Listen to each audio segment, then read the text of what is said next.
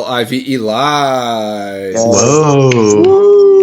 There we go. Jordan, tell us about your hair. Maryland cup. I didn't even go to Maryland, but my wife did, so there we go. You went to Towson, right? Yeah. So we went to college together. Yeah. But I don't remember you at college. I don't remember seeing you there, but I mean, I've known you way longer than college.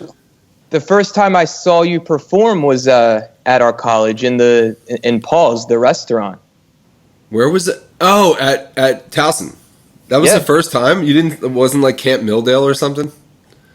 No, this was before. I remember it was the first time I think I went to a college campus without an adult, and it was like kind of scary. Alexi and I, we like drove, we got fried chicken on the way, and then we had to find the parking and then the place, and and you guys are pretty good.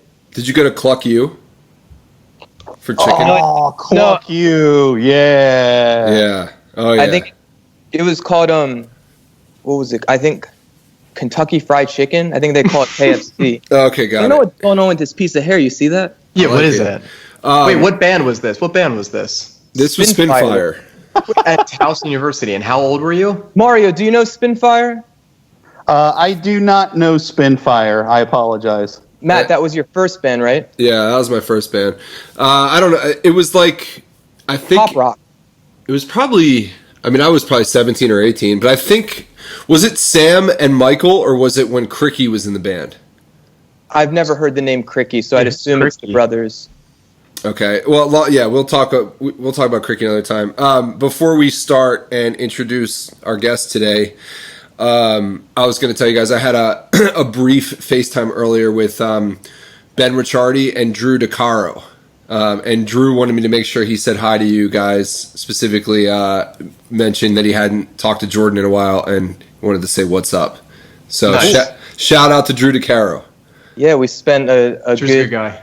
A good summer with him traveling up and down the country. Yeah, he mentioned that. And that's, Mario, our guest today, asked me the other day if I've been like keeping in touch with friends, and I've been making a point to at least a couple times a week touch base with people I haven't talked to in a while. So today it was a very short call because we were all in between other things, but I got a chance to talk to those guys, yeah, it was good to catch up. So I'm supposed to have another call potentially with Ben. I don't know if you guys know Ben Ricciardi, but all good. He's another. He went to Towson too. He's a year older than me, and he played in bands as well when Spinfire was doing its thing. And what band was he in? What band? I can't think of it off the top of my head. All right. But now he owns a marketing firm in Los Angeles called Times 10. Which they do really well. They work with a lot of big name brands and athletes and things like that. And he does a bunch of stuff. So anyway, solid. Getting into today. So the brief story is that Periphery was on tour about a year and a half ago, roughly, maybe approaching 2 years. About a year and a half. No, it was a year. You guys were touring with Dance Gavin Dance. So it's just over a year ago. So yeah. So there's this mall that we always go to up in Buffalo for a day off. I can't remember the name, and I don't know. Either way, we've been there quite a few times. But we walked. It was myself. It was Jake from Periphery, and then a couple guys from our crew. We walked into the Five Guys in the mall for lunch, and this big, muscular, burly guy with a service dog very politely approaches us and is like, "Hey, you guys are Periphery, right?" And we were like, "Yeah." And he's like, "Fuck, I like your band." So we ended up striking up conversation because we were actually talking about his dog Bunker, which we should definitely talk about during this this chat.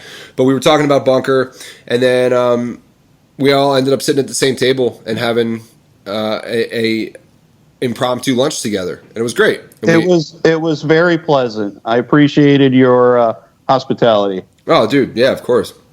Well, there's some people you meet that right off the bat, they have warm vibes. They they don't come off in a aggressive or negative way, and I would say you definitely came off very welcoming as well. So it was.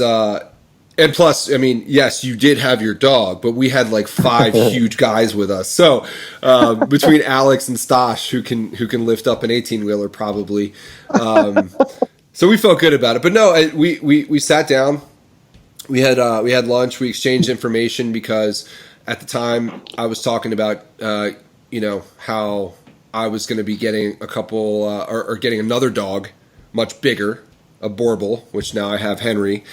And, I had my methods of training from previous dogs, but obviously nowhere near the level that Mario has sort of taken it to with his dog and his experience. So we were talking about that, and we kept in touch. And long story short, we've seen each other a couple times since then, mainly really on tour with Periphery.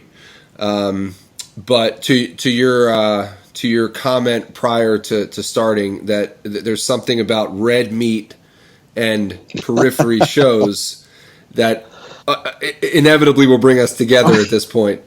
Well, yeah, and isn't Jake a vegan? He's a selective vegetarian.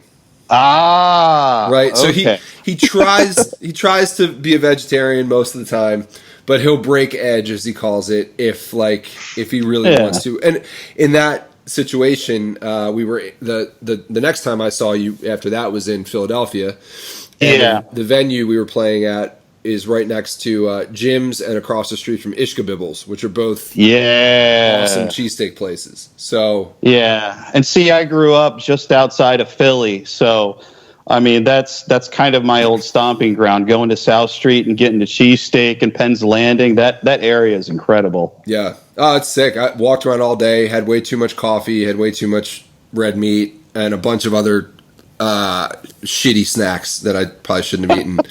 But that being said, we've had a lot of conversation, you and I, over the past year about a number of different topics, everything from dog training to personal stuff with family and homes, and you obviously have been taking on a big project with your home and your land and all that stuff, which we should talk about if you want to. And then we've done a lot of talking as of late, obviously, about the current situation in the world and your experience as a veteran.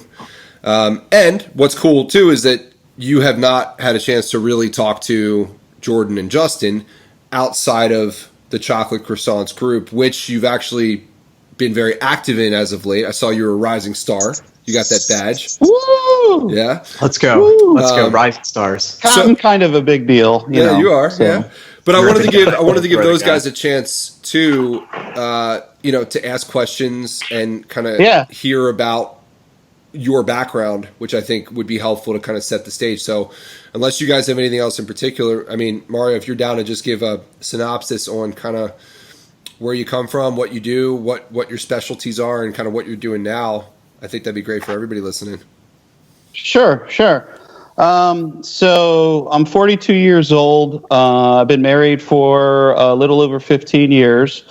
I've got 2 kids. One's just sitting back here listening by the fireplace. And, I'm originally from outside of Philadelphia, and I came in the military in the Air Force in February of 1998.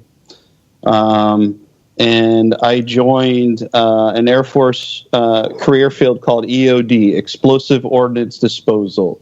And essentially that's just kind of a fancy term for bomb squad. But it's a whole lot more than just your typical bomb squad stuff, what you would see in the movies or TV or something like that. Aircraft carry bombs. And so if there's an issue in storage or something like that, they drop it.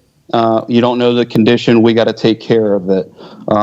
We would take care of old hand grenades, new stuff, old chemical ordnance. Ordnance is just a fancy term for munitions or weapons or whatever. But rockets, missiles, bombs, that kind of stuff. I'm also trained and experienced in a nuclear, biological, and chemical warfare, that kind of stuff. I think I mentioned, I think to you, Matt, maybe a while ago, that if you guys remember the early 2000s, there was that Anthrax scare. Yeah. And, you know, one of the byproducts of that is I was stationed in North Dakota at the time.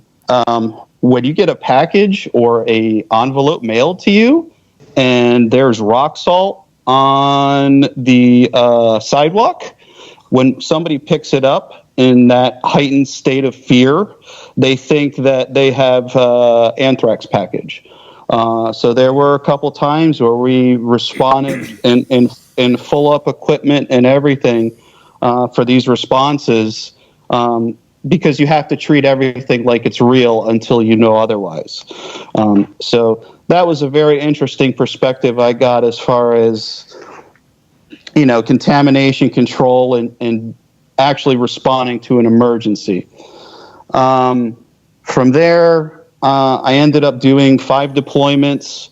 I did 2 to Iraq and 1 to Afghanistan. And one of them, it's a really interesting program I was part of. It's something called the Deployment Transition Center. It was set up in Germany. So basically, World War I, World War II, when the guys were done at war, they were done their time, they would head home. How would they head home? It would be a long boat ride or a long plane ride back. With a boat ride, you're spending a couple days at sea with nothing to do other than commiserate with your friends, the people that you went to war with. And what people realized is these couple days on the ship talking amongst each other really helped with the transition when they made it back home. Nowadays, with deployments, you could be going from straight combat, to 24 hours later back in front of your family, back with your kids that you may or may not have even met yet. So it was identified that there was kind of a need to help out not just Air Force, but people in general, to kind of take a tactical pause, if you will. They made it to Germany. We tried to make things easy for them as much as possible. And we created a program where we took them out into like a German town, just got them used to being around normal stuff again. Another thing that we would do is we would facilitate the discussion, because I'm like they are. I was a subject matter expert. So we're a really small community. There's only about 1,000 of us in the Air Force. And so I would facilitate the conversation to get people to talk about substance, not just, willy-nilly stuff, but what was going through people's minds, what were they excited about. And once people got going, they seemed to get quite a bit out of it. You have to take into account that you're not going to be able to please everybody, but the feedback we got was that it helped the transition back into normal life. Did the combat deployments, dealt with the aftermath of doing my job for as long as I did. It kind of takes its toll on you. So probably for about 8 years, I tied a knot at the end of the rope and held on for dear life. And, I made it to my 20-year. My goal was to make it to 20 years. It was a personal goal. I probably could have gone out before them with benefits, but I was determined to make it to 20. I made it to 20 in 3 months. And I said, deuces. So after that, I decided to go to animal behavior school. It's not, let me rephrase that. It's a normal college up in Buffalo. One of the programs they have is an animal behavior ecology and conservation program.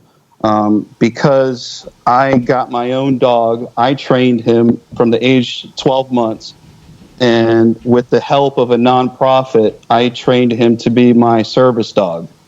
And so I was really interested in animal behavior. And frankly, I needed something to do when I got out of the military. Idle time for people like us is not good. So I knew that I had to move forward. I didn't know exactly what that would look like, but I had to move forward. And the school was great, don't get me wrong, but it's an hour and a half commute each way for me, 4 out of 5 days a week. And, I was going full time and trying to take care of this place at the same time. It's just, you remember when you and I met, that was probably during a very difficult time where I didn't know if I would be able to continue on with school. Well, I remember you talking to me about that explicitly. You were sort of at that point, you were at a crossroads between, do I keep doing this every day with it taking its toll on me, or do I focus on being home and make that the project? Right. And that was, on one hand, I don't want to quit and I want to push through things. And it's a really hard pill to swallow, especially at this age. But I was not pleasant. I was short with everybody when I got home. And I made a decision to continue going so I didn't fail, but I didn't really study or anything. I would go there, I would listen to the conversations, I would pay attention, but I wouldn't do the homework and I wouldn't, study for the tests, because I'd rather, suffer educationally than mentally. Does that make sense? Yeah, sure. That makes sense. Yeah. So with that in mind, just to kind of catch us up from that point till now, you're not in school anymore. No. So what has been the major focus for you right now? Like what would you say is your main gig? Oh, you ask the hard questions on this channel, don't you? We do. Yeah. Well, and I know from talking to you that you have a lot going on. Good stuff. I do. I have a lot of options. I have a lot of interests. I spent a lot of time when I was preparing to get out of the military trying to figure out what my why is. You have the thing that you do with Periphery and music and everything, that kind of scratches that itch you have. I have to take into a lot of things into account, what my personality is, what I enjoy doing. I have to balance that with what the need is out there as well. I'm not a businessman. I am not wired to be able to create or do something so that I can make a profit. That's not how I'm driven. With talking with a lot of people, we came down to it, and my purpose is to help and protect people. That's what I did in the military, was protecting people. And the great thing about my job, about EOD, was that you're not only protecting the people to the left and right of you from the effects of IEDs and explosives and these hazards, but you're also protecting the local populace. You're protecting innocent people in Iraq. You're helping the villagers, clear these items so that they can continue farming in an area. So the immediate gratification was very tangible. Once you take care of something, it's like, wow, now you can see these people coming back in and they can farm this land, or they can go back to this.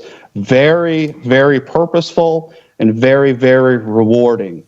And really looking forward, I'm trying to figure out what the next step looks like. I know the why, and I have a good group of people with me that kind of understand how I'm wired and what we're trying to do.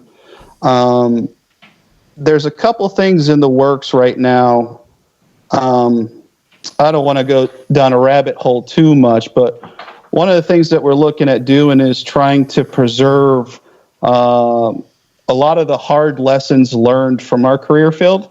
And we're trying to figure out a way to package that and in a historical document and be able to preserve that for the next generation coming up.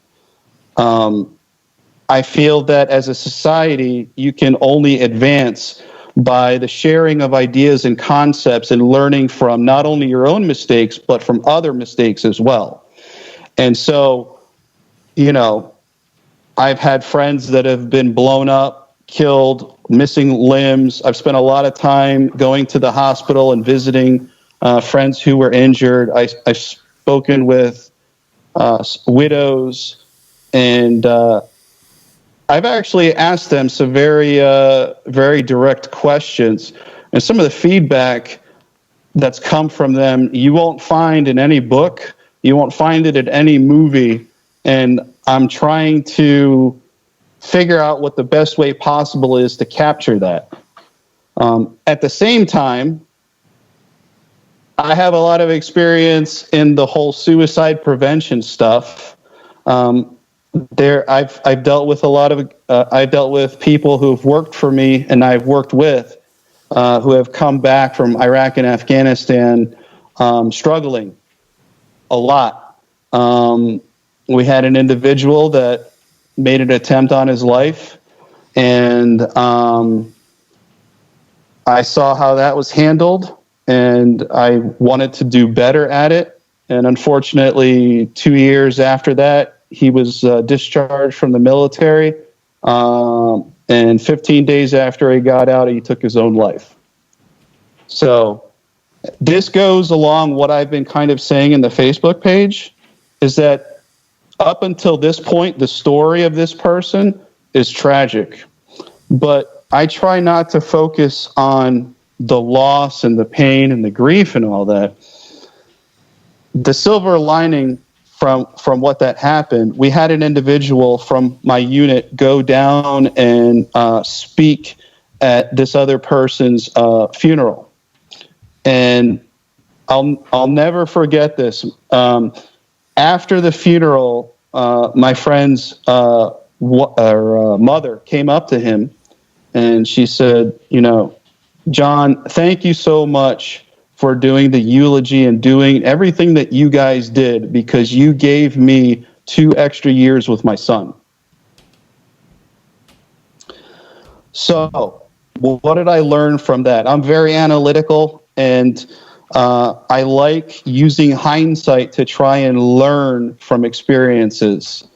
What I learned is that during that time, we had no idea what the right thing was. We didn't know how to do what we needed to do, but we knew that we needed to take care of him. We needed to point him to the right direction, get him help. And we did that on our own. Nobody told us what to do. We just saw a need and we did it. And that's some of the perspective that I'd like to bring, not just to Chocolate Croissants, but to pretty much whoever I encounter, especially on the topic of suicide prevention and mental health. And there's a lot of things that we've learned in our career field that could possibly impact people like you, especially going through this virus right now. There's a lot of people that are not of the mindset to be able to thrive during this. Does that make sense? Oh yeah, yeah. We've talked about that quite a bit. Part of the topic of conversation for the recent episodes has been determining routines and schedules and positive things that people are doing on a daily basis in the hopes that it will rub off on someone listening who needs to get an idea of what they can be doing, right?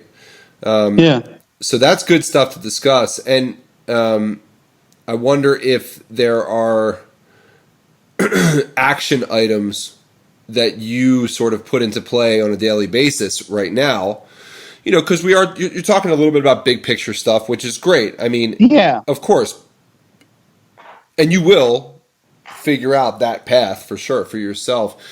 I think the state of the world right now probably makes it a little bit funny to try to, start something for, to at least a major degree. But I guess my question, if I boil this to a question, is on a day-to-day basis, how do you personally maintain that focus, that sort of drive to thrive during this time, and what does that look like for you, right?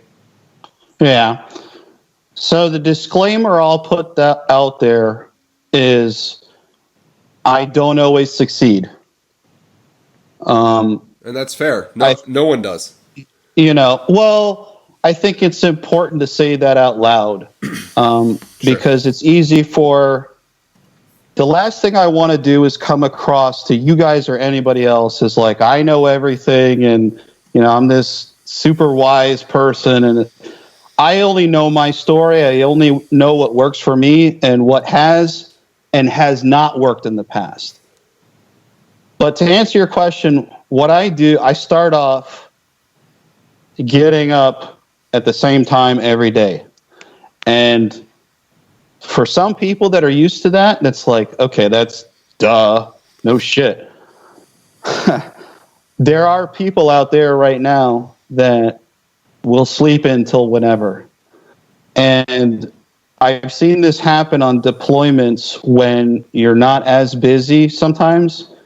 You tend to get in this pattern where you start sleeping in later and later and later. And you start staying up later and later and later, almost to the point where you become nocturnal. There was a time in Iraq, granted, we were doing a lot of work at night because that's when we needed to do it. But there was a time where we worked in 3-man teams. We would go to bed at like 4 or 5 in the morning and then wake up 2, 3 in the afternoon. And, some people would say, oh, who cares? You're in war or combat. I disagree. I think having a regular schedule as much as possible works. I don't believe in having something so strict that it does not allow you to do things that pop up. But starting off with getting up in the morning, set an alarm. Right now, the kids are out of school. My wife's just finished her teaching certificate program here in New York State. So I'm super proud of Becca for that. The kids are asking me, why do I have to get up? Why do I have to set my alarm? And I explained to them that it's a good habit to get into. It's a good way of starting off the day on the right foot, on your terms, and doing what you want to do. So right now, if they're not up by 8 o'clock in the morning, I go into their rooms and I blast Journey. That's what I do. And I sing Don't Stop Believin' to them until they actually get out of bed. A, I think it's hilarious, and B, it gets them up. And C, I like Journey. So, it's really a win-win. A hat trick right there. Yeah. Yeah. That's awesome. Well, and you mentioned to me too, not to go off track a bit, but you mentioned that that's been a big focus of yours too. While to be able to embrace this time with your family, because you even in the small glimpses into your story, you're away a lot. So now that you're home, Yeah. With getting ready to get out, and having been out, retired for almost 2 years now, I spent a lot of time looking inward, trying to figure out why I feel a certain way, some of the decisions that I've made, were they good or bad? How can I improve in the future when struggle comes up? Because there's this idea with technology and society that we've engineered struggle and bad shit out of our lives. And I don't want to do that. I want to spend time with my kids. And as painful as it is, sometimes, being around them 24/7, and, they're half of me, so I'm screwed already. But, man, I come to realize I have a lot of guilt from being away. And one of the things I wanted to talk to you, Matt, about was how important that show in the Fillmore was for us. And I'll explain to you why. So, I've been stationed all over the place. We were stationed in England for a while, and I spent a lot of time away from the kids, deployments, came to New Jersey after that, out at McGuire Dix Lakehurst. Spent a lot of time away, going down to D.C. quite a bit, down to Baltimore, down to New York City. Just a lot of work all over the place. I can't tell you how many firsts I've missed. I think I missed both of my son's first steps. I missed possibly their first words. I know I missed Mirko's first words. I've missed birthday parties, Christmases, Easters, you name it. And I have a lot of guilt from missing out on my kids' what I view as formative years. I think those years are crucial for child's development, and I missed out on some of that stuff. And even if I have to go somewhere for a weekend, I still feel guilty. But it's important for me to be able to articulate that, because I can recognize it, but still not let it hold me back. Does that make sense? Mm-hmm. Yeah. Mario, I'm curious, especially when you're in places like Iraq or Afghanistan, what was the communication like with people back in the States? It all depends on the time frame. My first deployment to Iraq was 2006. So technology back then didn't look like what it does right now. Basically, it was phone calls via satellite phone or emails. That was pretty much it. This first couple of years, I could not stand doing video teleconferences because I could never get a good enough connection where it wouldn't be choppy, and I just get really pissed off and be like, fine, I'll just email you. So the communication was pretty good for what it was. I'm thankful for the communication that we did have. Our previous generations were lucky if they got something in the mail. Right. So, right. To be able to hop on a computer and instant message your spouse or help your kids with homework. That's something pretty special, and again, I'm choosing to focus on that rather than how difficult it was for X, Y, and Z. Mm-hmm. I've thought about those aspects quite a bit too, even with, and touring in a band for 4 weeks at a time pales in comparison to the amount of time that you might be on a deployment. And to be frank, that's something that I've actually had to sort of use to pump myself up at times, that particular comparison, because there were times when there was a lot going on in my life at home and I didn't want to leave. And I was looking at it from a negative perspective. And there's a number of different things I would use to sort of prepare myself. But one of them was, well, look, hey, we're talking about a matter of 3-4 weeks. You know, imagine how hard it must be for someone in the military to tell their families that they're leaving for 9 months or 6 months or 14 months or whatever it may be. This absolutely doesn't even compare, especially talking about what we're doing. The level of seriousness. You know, we're going out on the road to play shows and drink coffee and eat good food at random cities. You still miss your family. You still, but point is, it's perspective, right? You know. Yeah. The one thing I want to add to that is I don't see it that way. Look at it from the perspective of your spouse or, somebody's kids.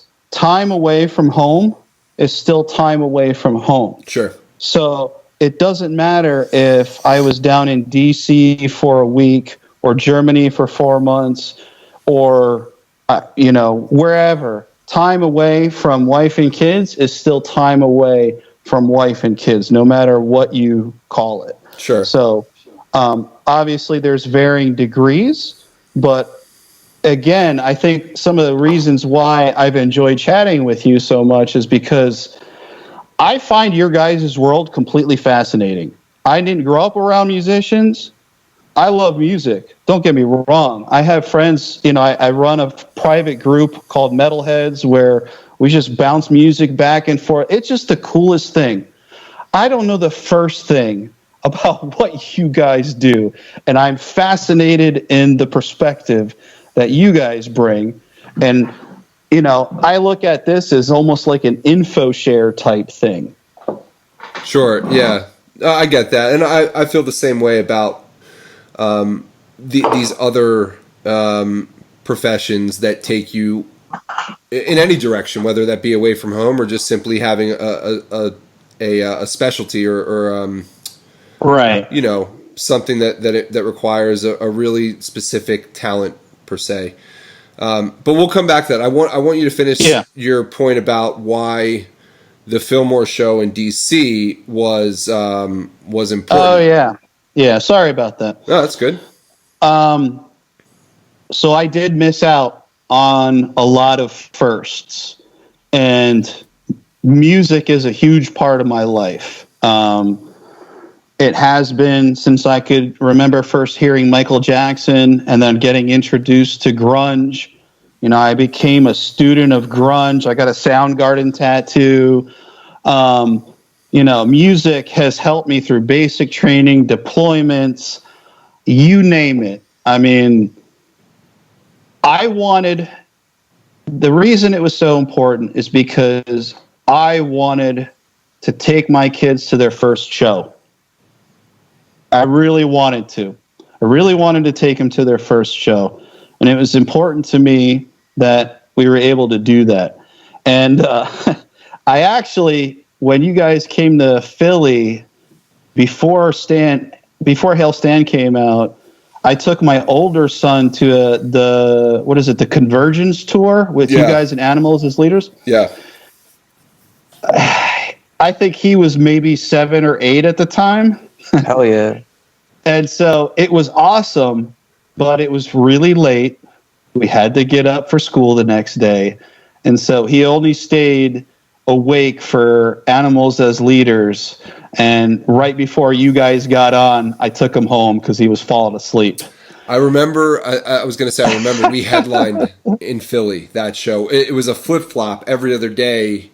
Yeah. We would headline and they would headline on the opposing day. I remember Philly in particular was us. Yeah. Yeah. So, it was one of those bittersweet kind of moments because I was like, I got to experience this with him, but still it didn't scratch that itch. I wanted it. So then when we found out you guys were coming down to Philly, or excuse me, in the DC. Fillmore. Yeah. Yeah. I wanted to make a weekend out of it. So, you've probably heard me talk about having the 3 to 5 people, strong interpersonal connections around you. Well, some of my very closest friends live down by you guys, actually, by the DC area.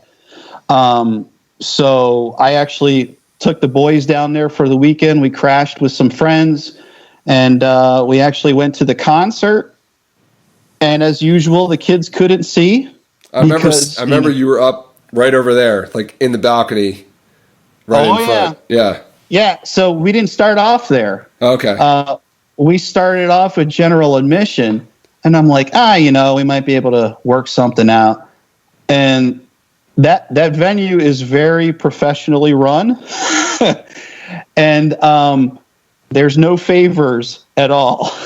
So we decided to throw down some cash and do their first experience right and go on to the top balcony. And we had the most amazing time you could possibly imagine. I mean, it didn't even matter that, I think Spencer had...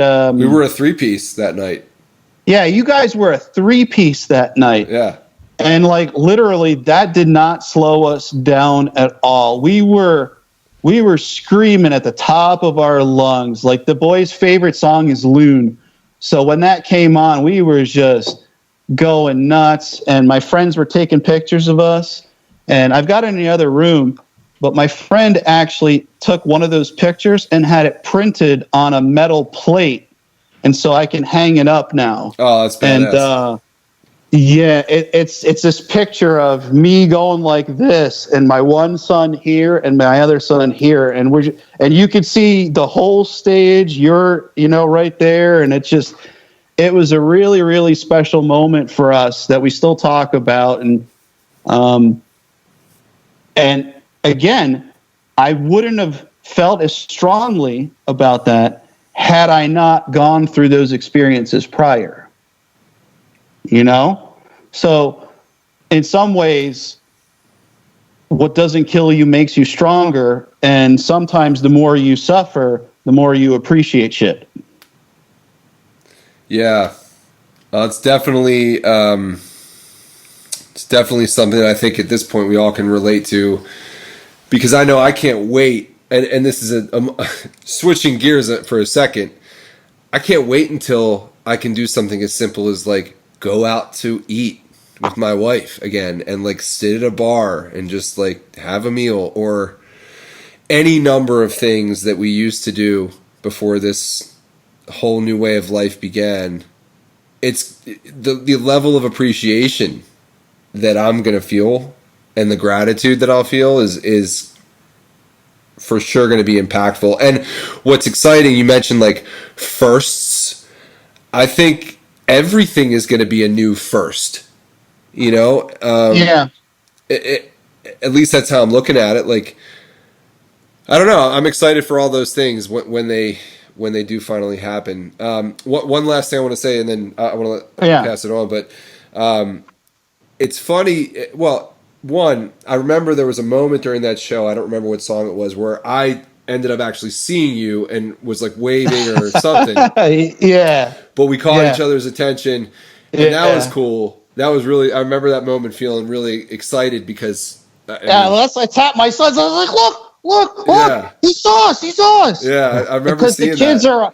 The kids are super starstruck about stuff, man. They love you so much. So it's cool. That was a highlight of that show, but that show in particular was definitely one of my favorites, top 2 of that whole tour. For sure. Oh my God. And it was really interesting because the two guys that went with me, one is a Periphery fan, but they'd never seen you guys. And I remember talking to them afterwards, and they were super impressed, but they were their demeanor was those guys, you can tell that they enjoy doing what they're doing. They're having fun, between, the banter between the bandmates, or Jake doing the weird, crazy shit he normally does. Yeah. Or, bringing the Pliny up on stage and helping out with the solo from one of the songs. It was just a really fun, enjoyable time. So Yeah. You know, at least on behalf of me and the kids, thanks for that, man. That was fucking awesome. Anytime, man. Yeah, there'll be more once we can get back out and play again. That's for sure. But Yeah. it didn't always used to be as fun being in the band, and Jordan and Justin can attest to that based on a lot of years seeing me and the band go through different stages and just different aspects of good and bad. But I think we've gotten to a point where now it truly is fun to play shows, and it's fun to be together on tour because we do it a little bit less, and there's a different perspective.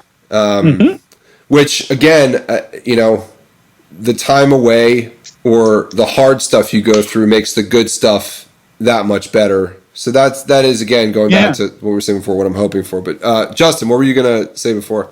Oh, a couple of things. I was sitting back the other day, and it was it was so crazy just trying to think about playing shows again, and just having that up. Oh, Justin, we're losing you. Like many things. The remix. Good. Right. Say one more time, Justin. Go again. Yeah, I was sitting back. I was thinking about this the other day of the opportunity of playing shows, and this, like many other things, I really just hope once things get back to normal that the curiosity of what it's going to be like to go do that, or going to a restaurant with your wife, or all these experiences. I know that I think a lot of it can die very quickly, where how you feel about being able to do these things again, almost like the wonder and the amazement of like, oh my God, we're back to normal. I just know that the old habits kind of die hard. I really want to be able to be grateful for all those opportunities when they do come back. Because when I was thinking about it the other day, I was really going through and trying to keep perspective of it. But it's tough to think that there isn't going to be a creative outlet potentially this whole summer. Shows that maybe we were all looking forward to go to, shows that we were all supposed to play, anything of that nature. It has all been kind of taken away, and now we're seeing a lot of it get rescheduled for 2021. And I've got tickets for Rage Against the Machine. I know what you're talking about. Right. Yeah. So I think we're all going through this together, which at least is comforting. Yeah, absolutely. Right. Especially Rage. Especially Rage. Especially Rage. Yes. Especially Rage. Yeah. But a couple points and a couple questions I wanted to ask. One of the points was about discipline. I'm curious, prior to being in the military, what did discipline mean to you, and what did that look like in your life? And then when you were leaving the military, how did that skill or learning to be disciplined, how did it shift and then come into your life now? And then my other two things, you said your son is named Mirko? Yeah. Right? Are you Croatian? I am. I'm first generation. And is this a Mirko Crow Cop kind of thing? Are you a... It's a typical Croatian name that my wife and I agreed on. Mm-hmm. We like the meaning of it. It's a shortened version of Miroslav, which means man of peace. Mm-hmm. My son is nothing like that, but it gives him something to strive for, Yeah, maybe one day. Right, a little discipline, right? One day. Yeah. And the last thing, you said you have a Soundgarden tattoo back, and I was just curious in regards to suicide and prevention and trying to help on that front, what your feelings were with the passing of Chris Cornell. Oh boy, I might need another beer for this. Sorry, we asked the tough questions here. Nah, I love it. I like intellectual conversation. I don't like easy stuff. I like difficult stuff. Your first question, what did discipline look like for me before the military? Simple. I didn't have any at all. I had lots of intelligence, but I did not have drive and maturity to know what I wanted to do. I did try going to Penn State for a year and failed miserably. Way too much partying and just had way too much fun. My brother who's 14 years older than me, he spent 6 years in the Navy as a nuclear engineer. I talked to him a lot. He thought the Air Force was a pretty good idea. Try and give me some direction, discipline, and kind of a way forward. And I got that and then some, that's for sure. I came in before 9/11.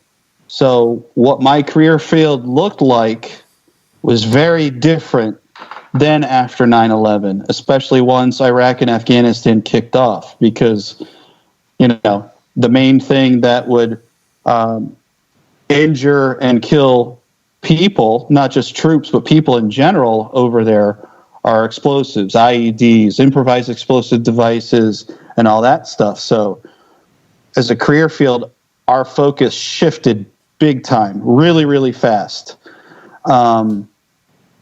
And so we learned the importance of being disciplined in our craft. Even when you start the school, when somebody tells you, hey, you have to be disciplined to take care of an explosive item. Yeah, no fucking shit. But after 9/11 and after seeing people and friends get hurt and stuff, it really drives the point home of I'm going to put 110% into being the best that I could do at this so that I can get people home. Right. Makes sense. That's what drove the discipline into me the most, was the importance of getting it right as best as I could. I didn't want to have to explain to somebody's widow why I made a certain decision or why I didn't. That's a huge responsibility, and one that, in my opinion, when you carry for a really long time, it kind of eats at you a little bit. I know my nerves are not what they used to be before. So, I just have to recognize it and do what I can, So let's see, discipline. And then after the military, I tried to take everything I learned. There's this old metaphor, tools of the toolbox. Military is great for all these little quips and sayings and this and that. But it's true. I took a lot of things. I spent over half my life in the military.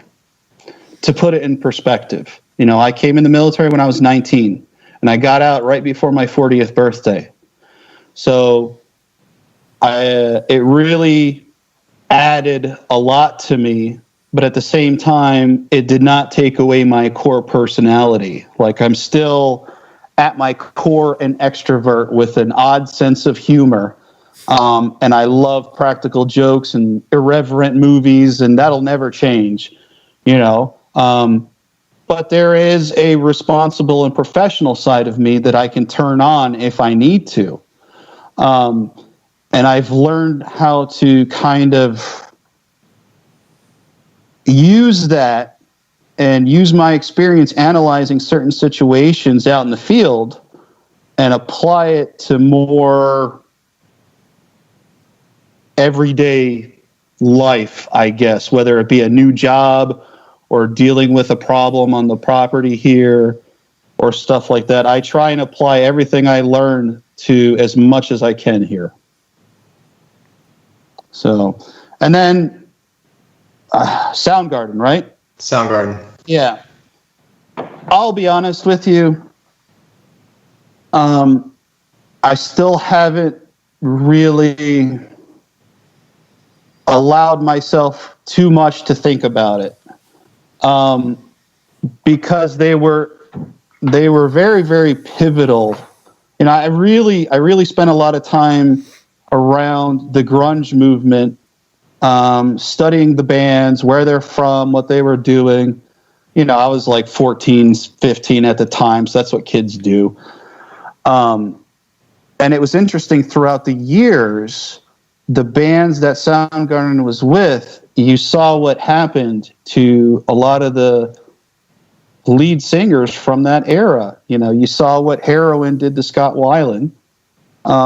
You saw, unfortunately with Lane Staley, Chester Bennington, all this stuff.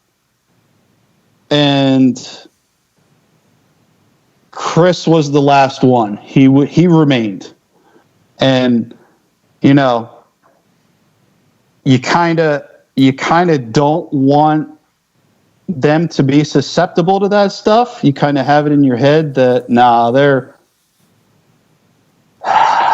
but it happens, and I'm just thankful that I got to see them live. I'm thankful that,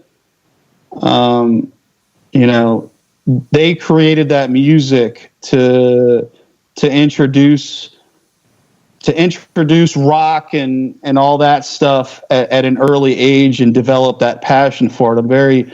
I'm very grateful. Going off of your previous podcast, I'm very grateful for the opportunity to have been part of that. It's pretty neat. Mario, I have many questions, but in the interest of time, I'll start with two. But before, I just want to say publicly, thank you for your many years of service, both militarily, but also what you've been providing in the Chocolate Croissants group, and knowing and having faith that you'll continue to be of service for the remainder of your life here. So thank you. I appreciate it, and I appreciate your support. There was a time in history where support for people from the military was not what it is right now. And that previous generation paid very, very dearly for that. So whenever somebody thanks me for my service or something like that, because a lot of us don't know how to respond to that. We're like, thank you? I don't know. But, I know that there's a lot of people that really appreciate the support. They may not say it all the time, but it really helps. So thanks. Cool. Well, so I'll be honest, and this kind of tees up one of the two questions. Over the past few years, I've noticed that more times than not, if just say I'm behind someone in line and they're in a uniform, whether it's military or police or otherwise, I'll often say thank you. And for me, being someone who was not exposed to these type of cultures growing up, I never really had friends that their families were, military families or police families. It feels like a foreign culture to me, not unlike maybe us musicians may feel like to you. So for you to go up to Matt and some of the guys in Periphery and to say, hey, I'm a fan, I appreciate what you do. For a lot of people, that's very vulnerable. And a lot of people desire to do that, but for many reasons don't. So I think that's one of the reasons why people may feel this desire to say, hey, thank you, but they may feel like they don't know how to say it the right way, or they could feel that it's rude, or who knows. I have found that every time I have done that, it has always been a worthwhile, positive experience. So I think there's people like me that are just ignorant to that culture. There are also a lot of people who will take their own feelings about war, both politically, business, etc., and project those feelings onto the actual men and women who do serve. So my question for you is both for all of us that are more ignorant. Is there a message? I wouldn't say ignorant. I would say, I don't know. Inexperienced. Yeah, I mean, so ignorant is relative. To me, ignorant has a negative connotation to it. But comparing my path to your path is like comparing, apples and grenades. It just doesn't work. Okay, so for my definition of ignorant, and I'd assume most have maybe a more negative connotation. Mine isn't. It's more just that I don't know. I don't know your experience. Okay. It's unfamiliar to me. So because of that, I'm ignorant to it. My question to you is, and I'm not asking you to be representative for all service people, but what would you like people like me to know about your experience? Um,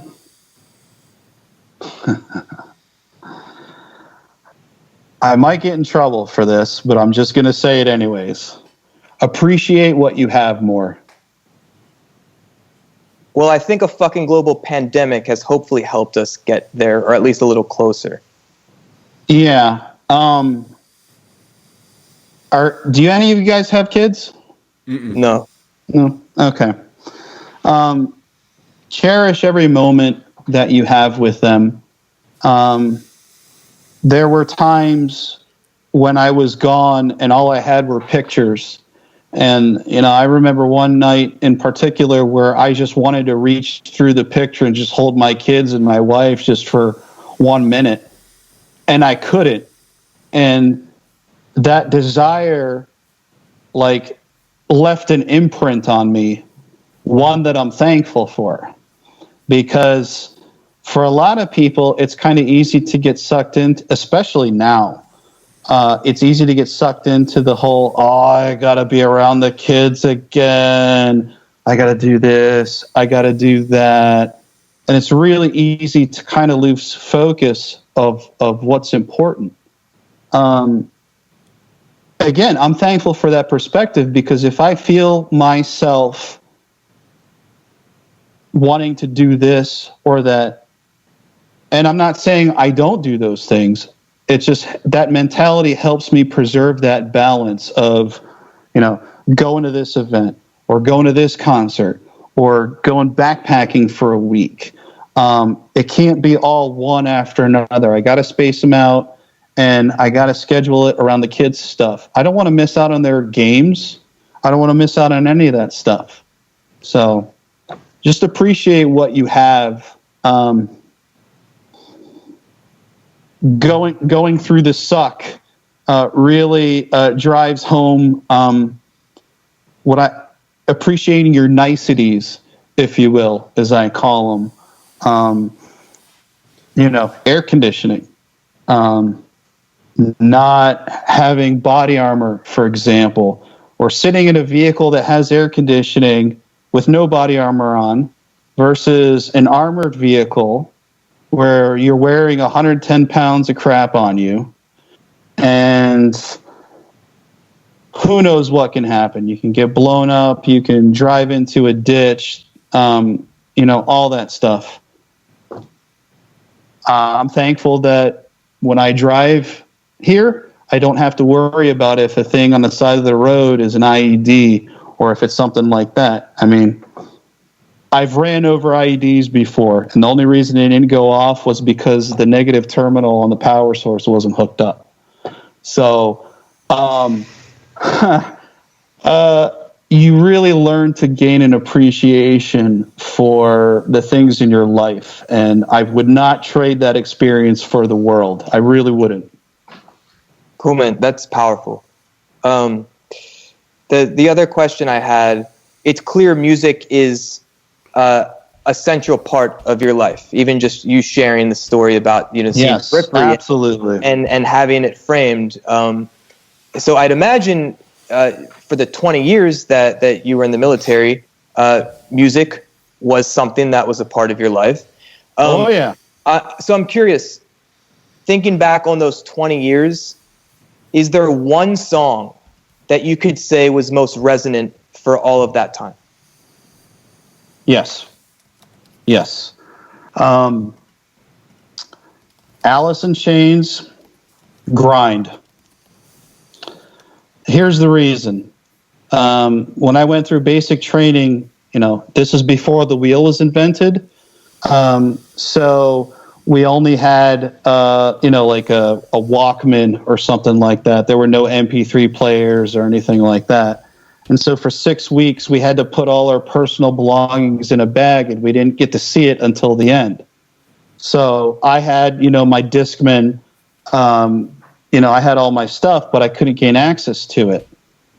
I remember the first time we were allowed to go to the little mini mall and buy stuff. It was like freedom, I already had a Discman. I bought another one just because I wanted to listen to music right then and there. And I bought Alice in Chains Grind. And I put that in, and I cranked that fucker to 11. And that was one of the best feelings I'd had in my entire life. I spent 6 weeks not listening to any of my music.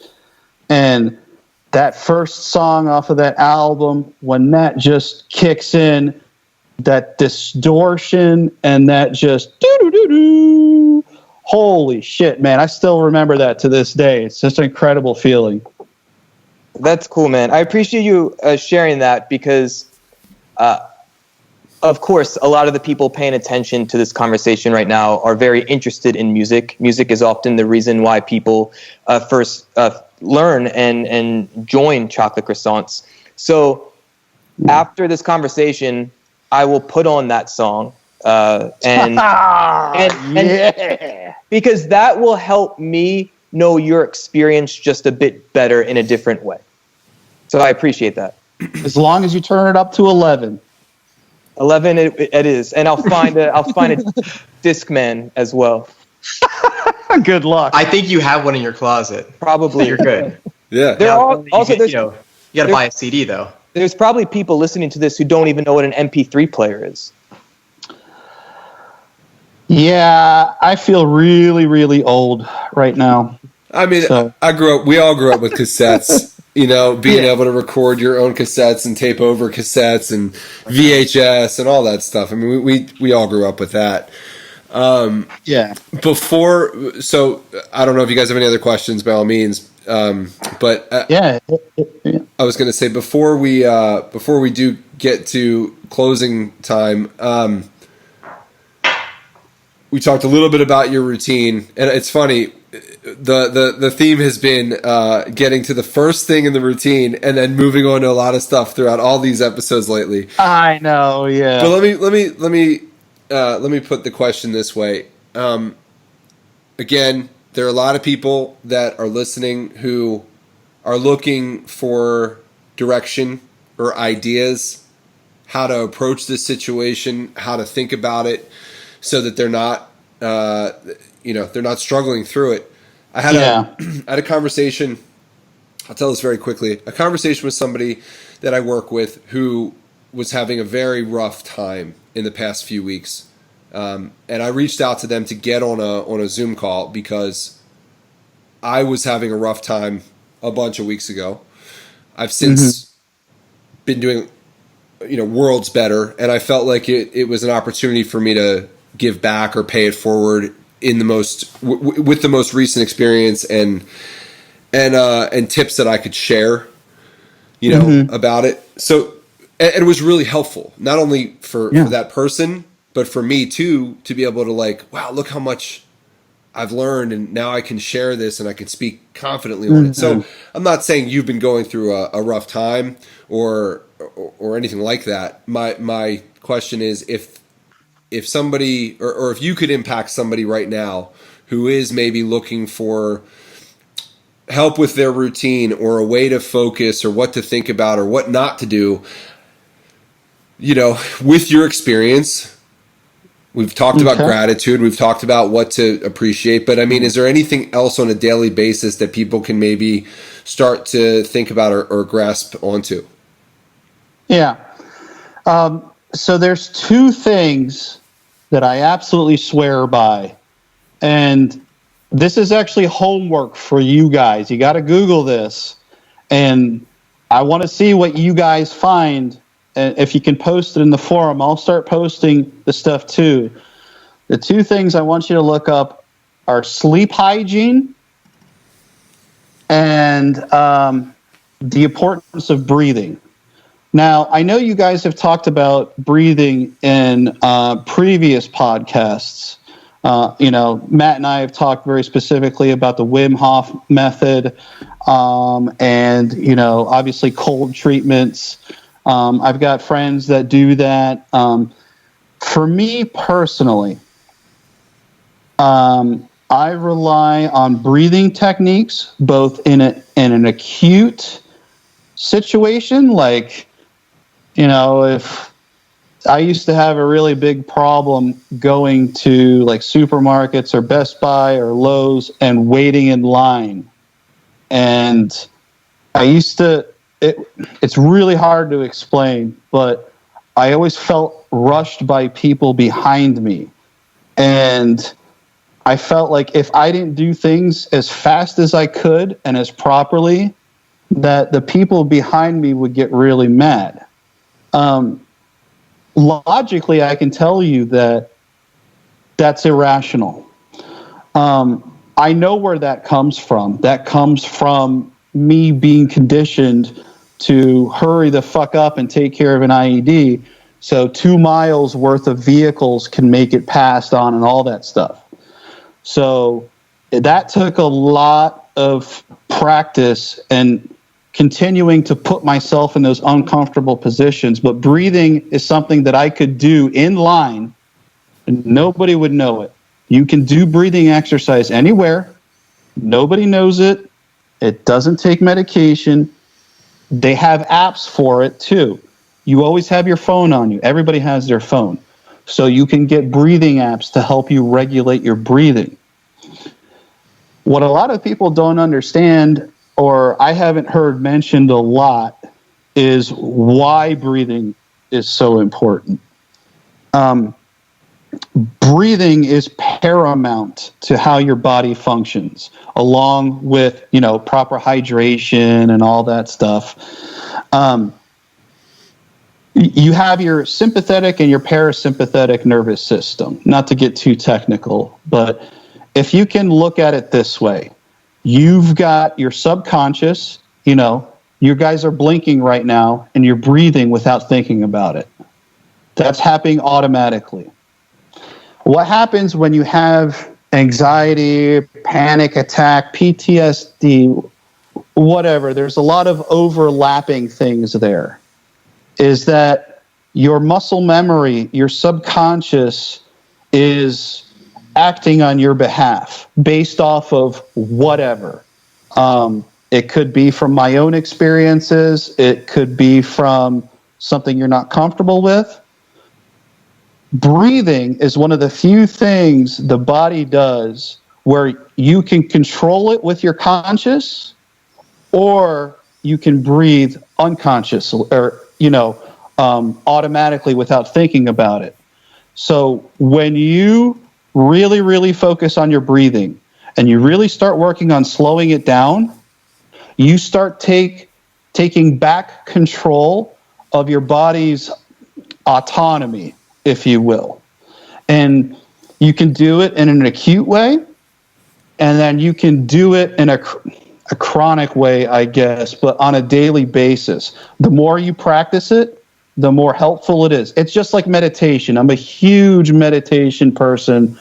I learned this in breathing 8 years ago, and I swear by this.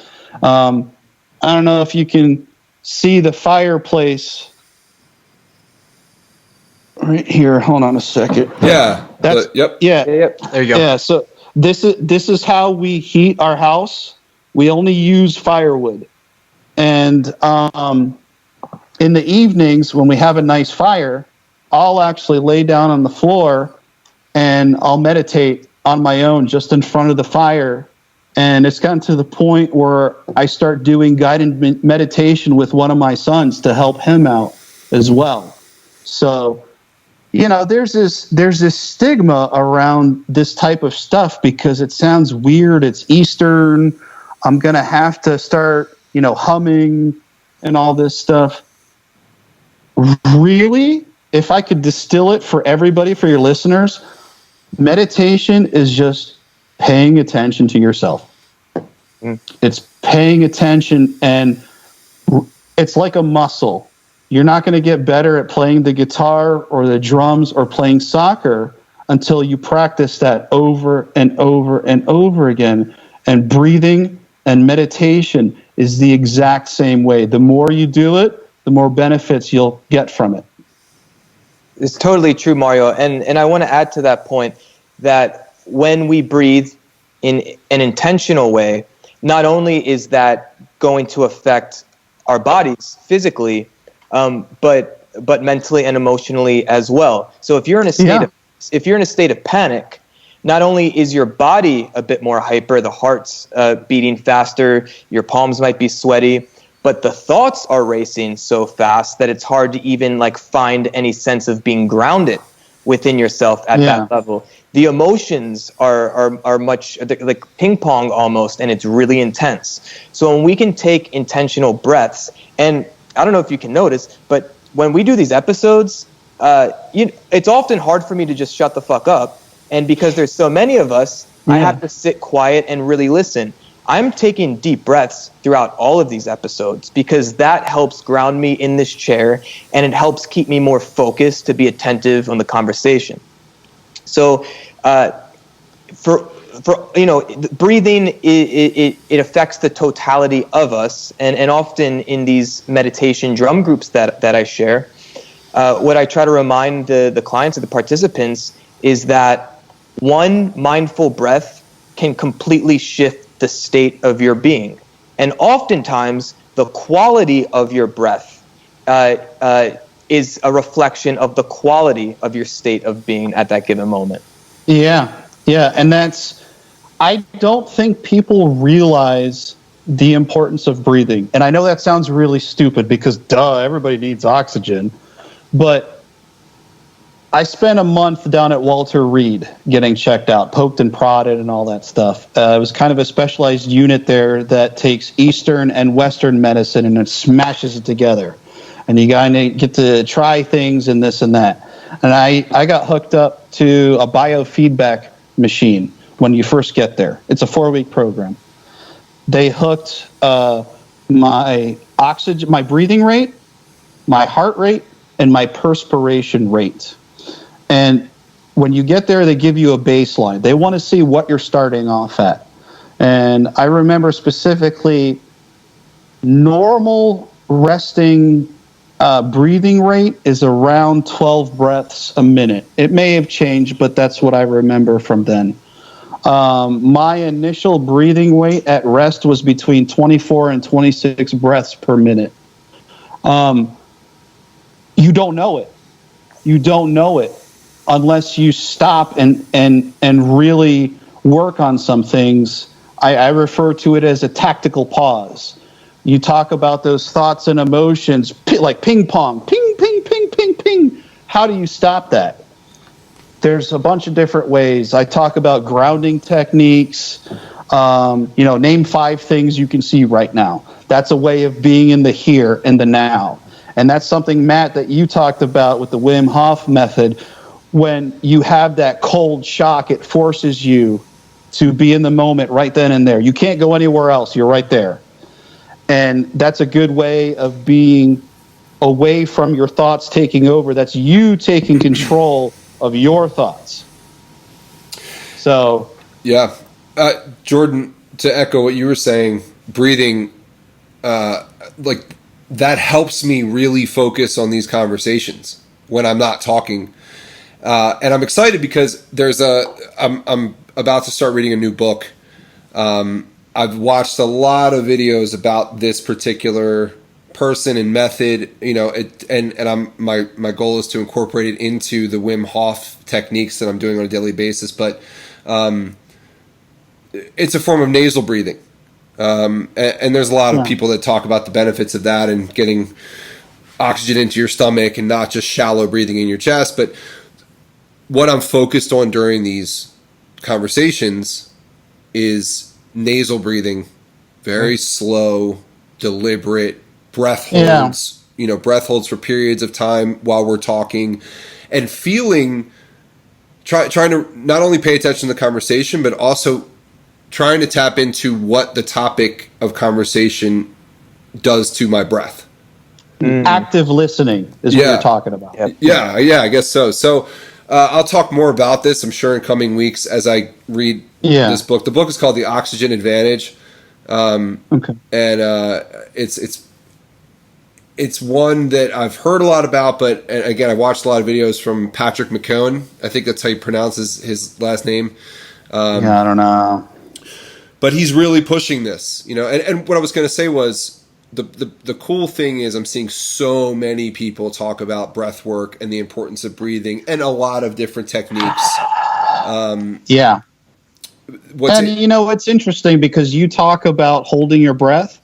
I never do that. Well, I don't do it in the traditional sense. I try to elongate my breaths as much as possible. I personally, I don't like counting breaths. I don't like anything with numbers or something I have to keep track of. When I meditate, I want it to be completely off of the body. That's what I'm going off of. And I'm not saying something's right or wrong. It's just that's what I do. With that biofeedback, after 3 weeks of this training, I was able, with breathing techniques alone and sleep hygiene, I was able to get my breathing rate down to 12 breaths per minute. And now, probably I haven't used my app for about 6 years. I've actually gotten to the point where I can do about 3 breaths per minute. But that takes a lot of work, to be able to slowly inhale and exhale. I mean, those are really long inhales and exhales. And you can find videos on YouTube of Buddhist monks and how they do their breathing techniques. There's a reason this shit has been around for a while. I'm not saying it's the answer, but I think it can help a lot of people that are having a hard time right now. That and getting the fuck outside. Yeah. If you can. Yeah. If you can. And I think we spoke about this. There was a great company that I referenced.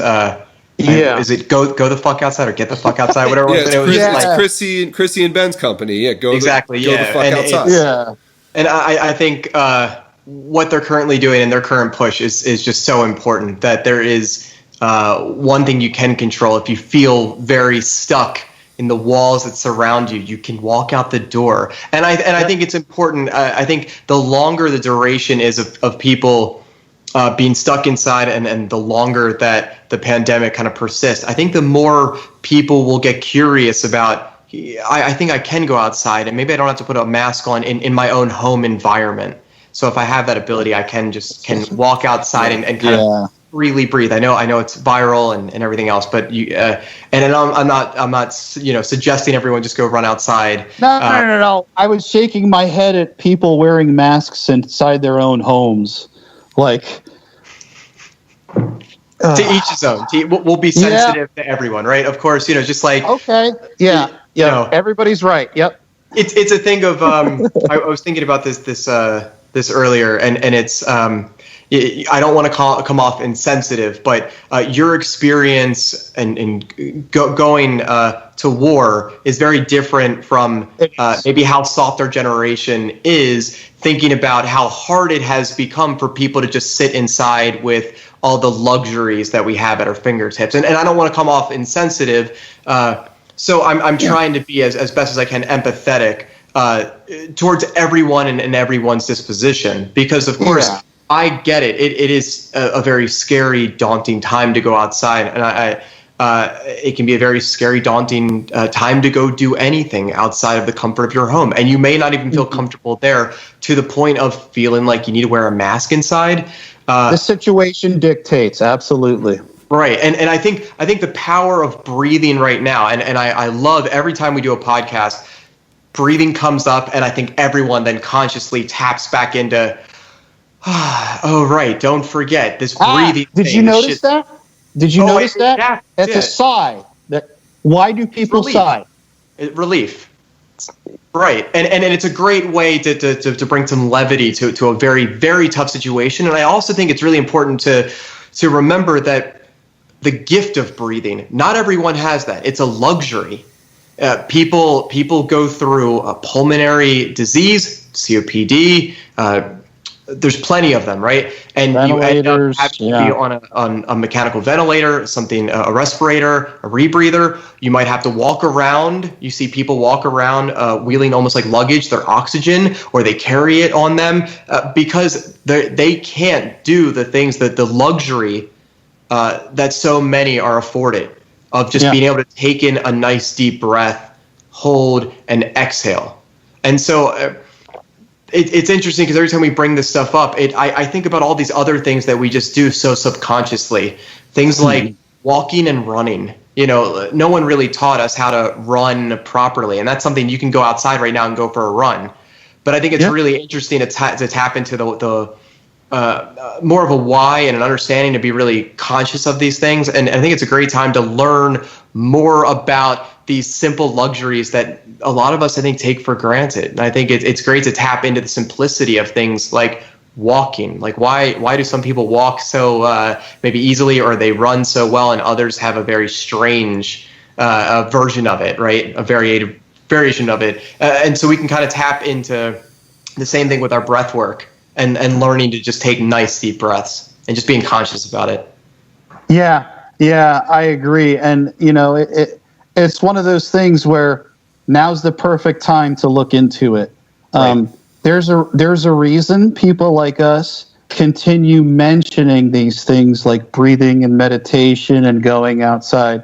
It's because it's not just anecdotal. It's not just a bunch of hippies saying, go do this. There's a reason why military institutions are starting to incorporate this into everything that they do, is because there is something to this. It's not the answer. It might be a answer. And science backs this up. You can find scientific published articles, peer-reviewed things that back a lot of this stuff up. The vitamin A from the sun helps out with a lot of stuff. The fresh air, getting out and exercise, breathing, expanding, working on expanding your lungs, especially with diaphragmatic breathing. I mean, there's a lot of benefits from this stuff, and it's not just normal Joe Schmo people talking about this. There is something to this. Yeah, so look, I've been in the field of mental health both as a professional and a student for 15 years now. And so these are things that have become part of my life, both in education and in practice. One of my biggest issues, not only with the field of psychology, but in a lot of fields, is just poor marketing, right? It's the inability to connect this information with the general public. And look, there's a reason why last week on the episode with Jeffrey, that when we were talking about these, quote, soft skills, whether it's a gratitude practice or meditation, there's a reason why I said by doing these things, you can become like the baddest motherfucker. Because I have an understanding of the type of listener that we attract. And I think language like that not only is going to capture attention in the moment to make them pay attention just maybe a little bit deeper, and maybe that information really connects with them, but I think language like that for our particular listener may resonate more, because I don't sound like some old fucking professor or some old scientist that can't culturally relate. People can identify maybe with my personality in a more resonant way, and maybe because there's trust in that, they may be more open to these ideas that seem more soft or seem more hippy-dippy. But shit that lasts 5,000 years, like there's inherent wisdom to it.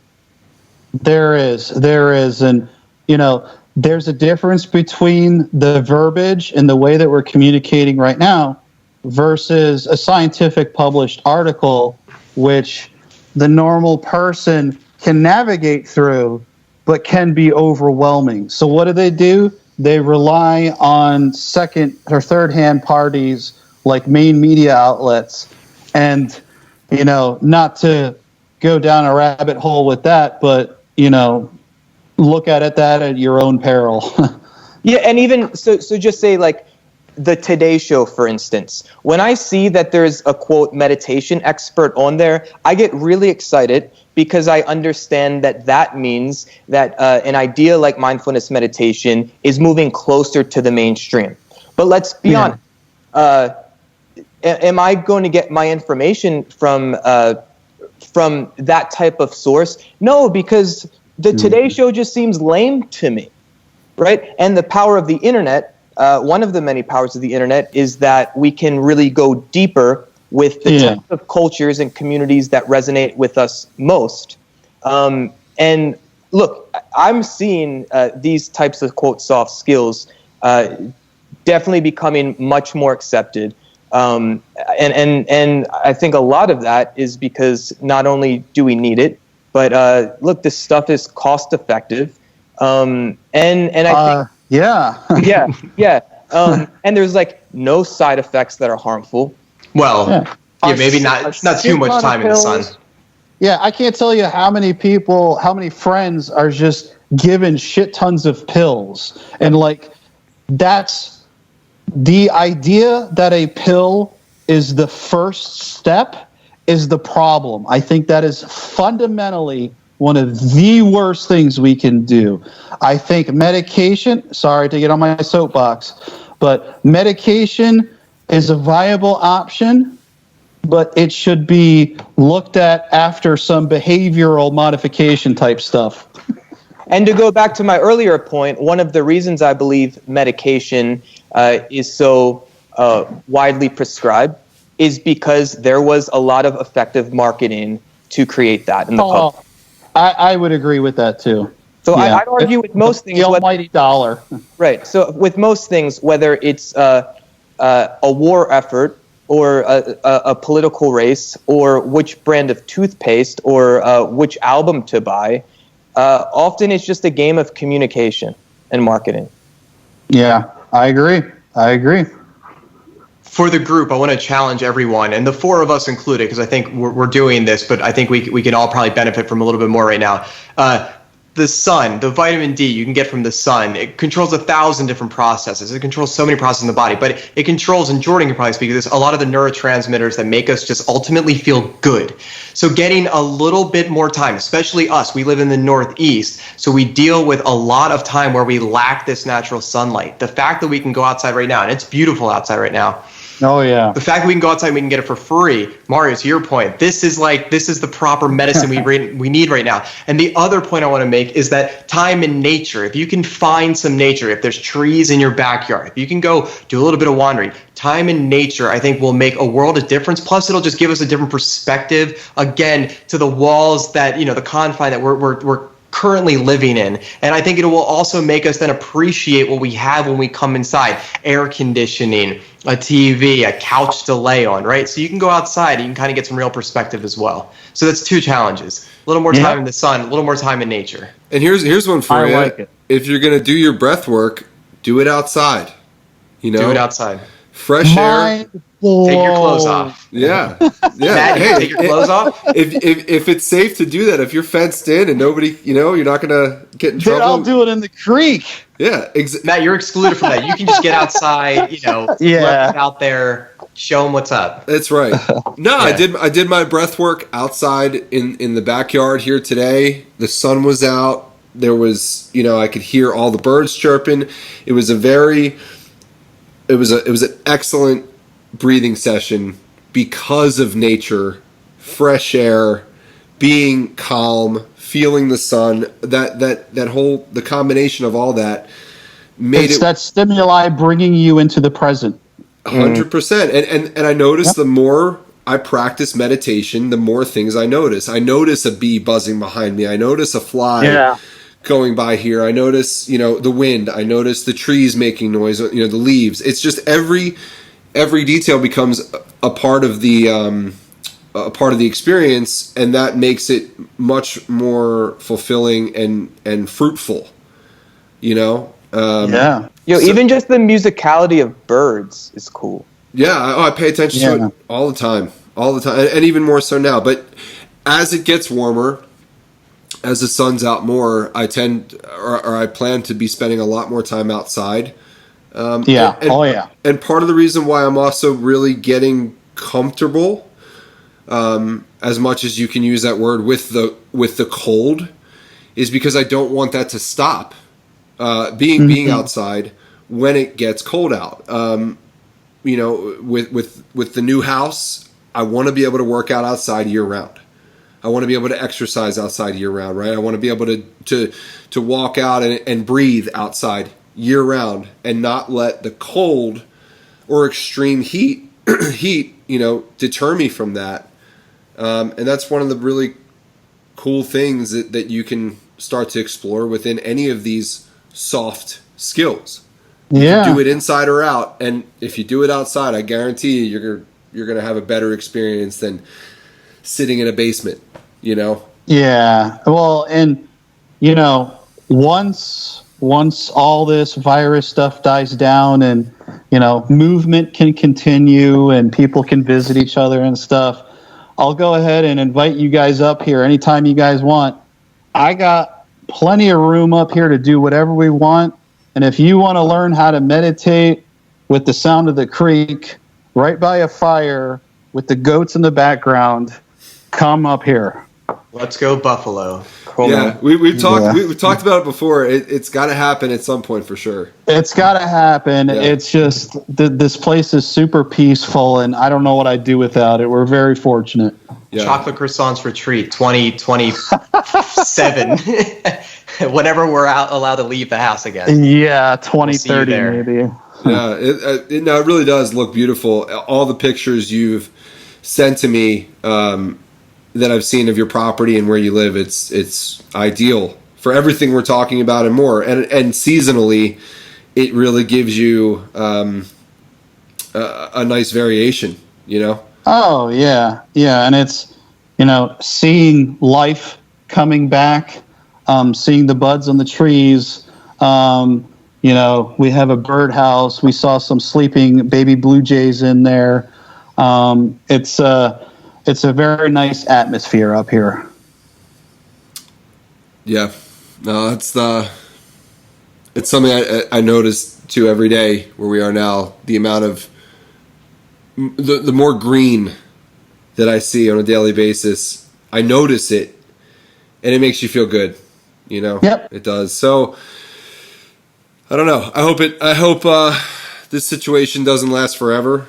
I know it won't, but I also hope that people do take advantage of the things that they do have, like breathing and going outside and everything else that we've talked about that is at your disposal right now, Yeah. And just don't rush through this right now. Pay attention to what's happening. And that's why I like this podcast, is because you can talk to people and get other people's perspectives on what they're going through and what they're learning. Remember that. Use it. Write it down. So that the next time you're tired of doing something or you don't want to be outside anymore, hey, remember that time where we couldn't go outside? I'm going to take full advantage of that. Right. Well said. Well said. Should we all take a deep breath?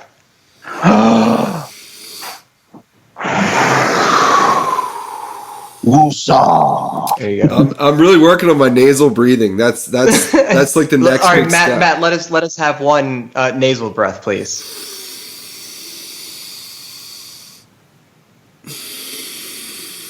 Jordan, can we get some bells for that? Done. Yeah, well done, Matt. I like it.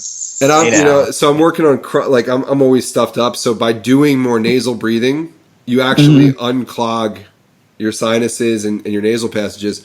And I've been working on doing this method where you basically take these two fingers and you press here. Oh, yeah. Yep. And it really opens you up. So I've been trying to do it with that and without that. Look into diaphragmatic breathing. Watch babies or puppies when they're sleeping. You don't, like I was watching you right now, your chest is going up like this, okay? Try and force your stomach out when you breathe. Yeah. That's more, diaphragmatic breathing is typically more of a relaxing, restorative way of breathing. Try it and see what you think. Like I said, tool in the toolbox. Sure. I think it's getting uncomfortable I think we're very comfortable as alpha gorillas to breathe up and expand the chest. We want to hold our gut in, and so for a lot of people, breathing shallow, up into like the top of the pec is a lot more desirable than if they were to distend the belly and feel like they're not holding themselves in. So I think it's a great time while we're all stuck inside alone, or with our loved ones around in a judgment-free zone. Oh, no. Just let the gut hang out, Sure. into it and get as big as you can. I wanted you guys to see the expansion, but I do a lot of that specifically in the morning. I follow Laird Hamilton, and there's a lot of stuff that he does with diaphragmatic breathing. And one of the exercises you do in the morning is it's a combination of fast and slow nasal breathing, very focused on the diaphragm. But one of the first things you do when you wake up to kind of wake up your lungs and your diaphragm is this like very, very fast, like, and you pull it all into the diaphragm and you're like pushing your stomach out and in. So it looks funny. Yeah. But no, 100%. I mean, you're right. It's the key to healing my moments of anxiety is to breathe with my belly and to expand it and to stretch it as much as I can.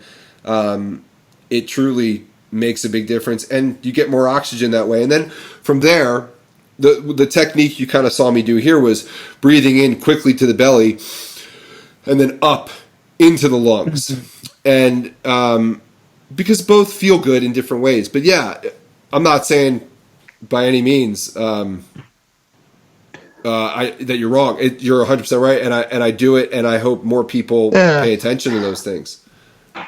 Yeah, it's just one of those things that's been taught to me, and it's been taught to other people. It might work. Try it. Yeah, I think it does. Yeah. Can't hurt to try. No. Everybody go outside and try some diaphragmatic breathing for sure. Go try something. Just do something. Yep. Stick Outside. your stomach out as far as you can and then suck it in as far as you can, back and forth, and see what happens. Yep. If you pass out, it's not my fault. You'll be all right. Jordan. There's a few things I want to mention before we take it home. One, if you're interested in the military because you have served currently or prior, and you're also interested in drumming, I'd assume that this episode is probably one of the first you would listen to. There is this guy, Trevor, that I met many years ago at a drum circle facilitator conference. He is a veteran, and he started a nonprofit called Warrior Beat. And through Warrior Beat, he creates rhythmic experiences such as a drum circle for veterans. And so that is a wonderful initiative that I'd encourage anyone to check out and support, Warrior Beat.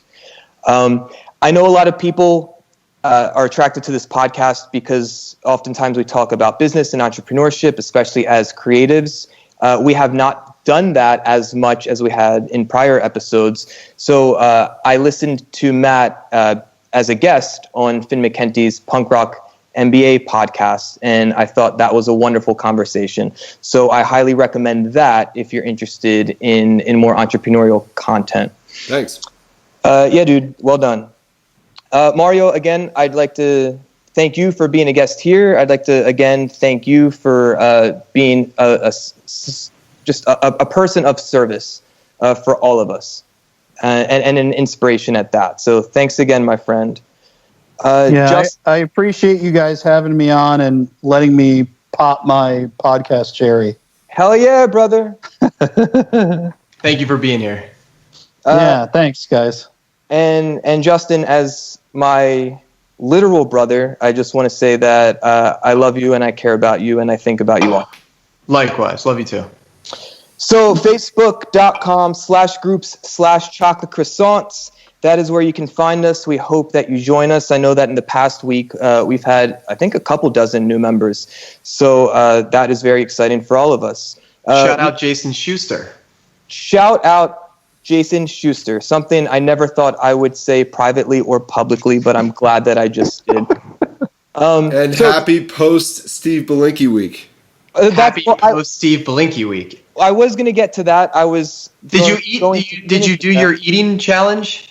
No, that is something that's coming up. There's a thing of baby food that is a chicken apple combination, and for the dogs. Yeah, it's meant for, I guess, in this babies. household, dogs. But it's for babies, and I will be eating that very soon in the Facebook group. So I'll make an announcement. I'll properly promote that.